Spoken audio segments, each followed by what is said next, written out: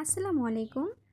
রোজ রোজ পটল খেতে আর কারই ভালো লাগে। তো আজকে আমি নতুন একটি রেসিপি বানিয়ে দেখাবো, পটল ভর্তা। তো প্রথমে আমি কয়েকটা পটল নিয়ে নিই। এরপর আমি ভালো করে আস্তে আস্তে এগুলো চেঁচে নেব। এরপর আমি মাঝখান থেকে কেটে ছোট ছোট করে পিস করে নেব। তো আমি যেহেতু ভর্তা বানাবো তার জন্য আমার এভাবেই কাটতে হবে। এই তো আমার কাটা শেষ হয়ে গেল। এখন আমি একটা চুলায় প্যান বসিয়ে দেব। এরপর আমি এগুলা 2-3 মিনিট ভাপ দিয়ে নিব। এরপর আমি ব্লেন্ডার করে নিব। তো এই তো আমার ব্লেন্ডারের ভিতরে আমি কয়েকটু সরিষা এরপর কালো জিরা দিয়ে দিব। আমার বাটা শেষ হয়ে গেল। এখন আমি একটা প্যান নিয়ে নিব। এরপর একটু তেল দিয়ে দিব। তারপর 3-4টা শুকনো মরিচ দিয়ে দিব। এরপর একটু নেড়ে চেড়ে দিব, ভালো করে নেড়ে চেড়ে দিব।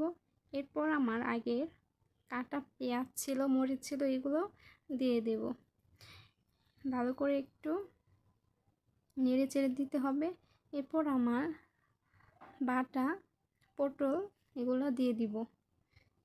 সাথে 2 চা চামচ হলুদের গুঁড়া, 2 চা চামচ মরিচের গুঁড়াও দিয়ে দিব।